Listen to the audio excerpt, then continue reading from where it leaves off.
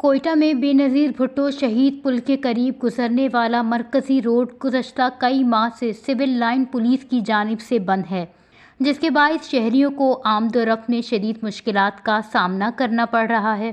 اس موقع پر شہریوں کا کہنا تھا کہ ہمیں یہاں سے گزرنے میں کافی مشکلات ہوتی ہیں۔ اس حوالے سے ہم حکومت سے گزارش کرتے ہیں کہ اس کو بحال کیا جائے تاکہ ہمارے جو پل بھی پرانے بنے ہوئے ہیں، انگریزوں نے جو بنائے تھے، اب ان پہ ہی آسرا ہے۔ اگر یہ بھی ٹوٹ گئے تو ہماری حکومت کے تو حال ہم نے دیکھے ہوئے ہیں، آپ کے سامنے اگر راستے بند کیے ہوئے ہیں، عوام بڑی دقت کے ساتھ جو ہے گزر رہی ہے، بڑی تکلیف ہو رہی ہے عوام کو۔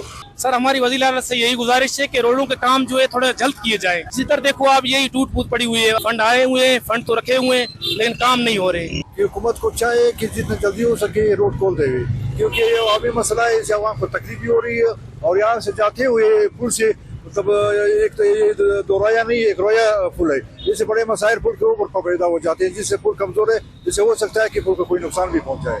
شہریوں کا مزید کہنا تھا کہ سرکاری دفاتر اور تعلیمی اداروں کے اوقات میں پشین اسٹاپ، چمن پھاٹک اور اطراف کے علاقوں میں ٹریفک کئی گھنٹوں تک جام رہتا ہے، جس سے عوام شدید اذیت میں مبتلا ہے۔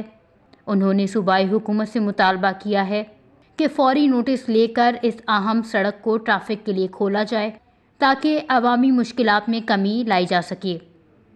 وش نیوز، کوئٹہ، بلوچستان۔